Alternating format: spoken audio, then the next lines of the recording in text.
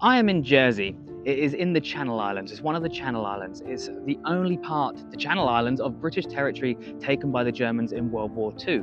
The Germans were here between 1940 and 1945. Pretty much from the fall of France and Dunkirk, the Germans were here. The reason I'm filming it this way is because I'm going to make a little mini-series on Jersey, because there's a huge story here and it can't be told on TikTok in 2-minute formats. I'm standing on top of a German bunker.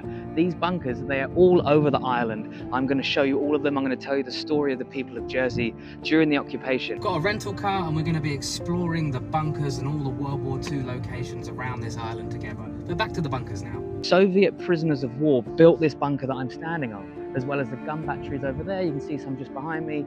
I don't know if you can make it out. There's another gun and a bunker there.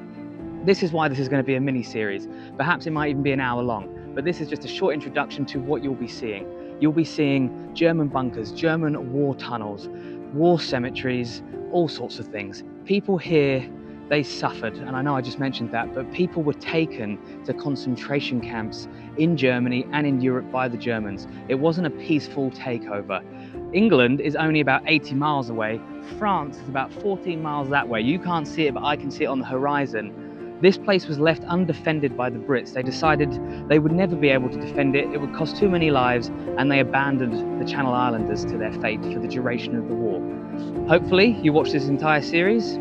We don't know how long it's going to be. I'm going to go through these German bunkers now at Lothringen Battery and show you. I can get into some of them.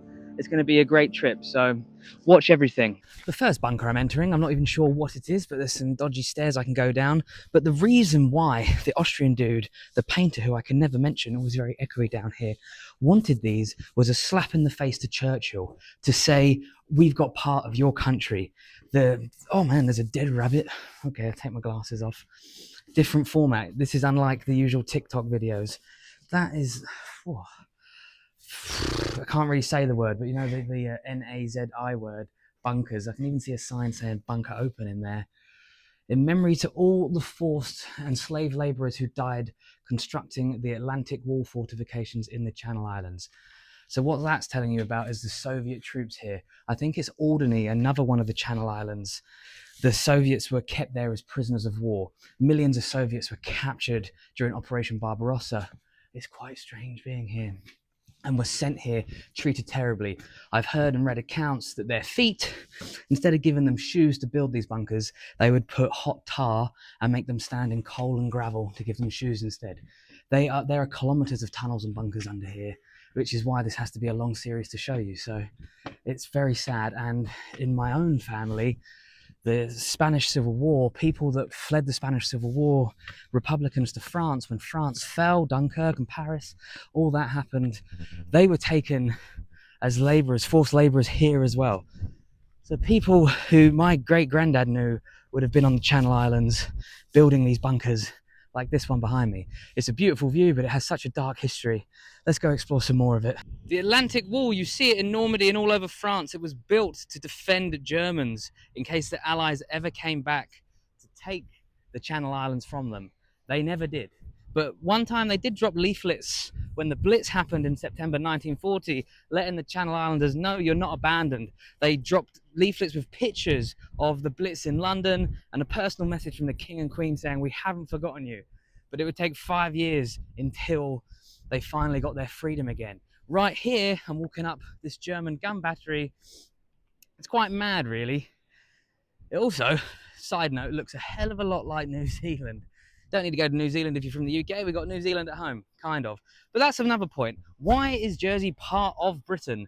It's a lot more complex that I'm going to explain because I'll try and keep it short. But essentially, it was part of Normandy. William the Conqueror came to England. I've said in a different video that they were French. That pissed off a lot of people. They're French and Norse ancestry of the Normans. But the Channel Islands, Jersey and Guernsey, never became part of France and they never officially became part of England. They are British, but they're not part of the United Kingdom. It's very confusing, but to Austrian painter dude, that didn't matter. He had taken a part of Britain. Can you imagine a Luftwaffe crew here, right?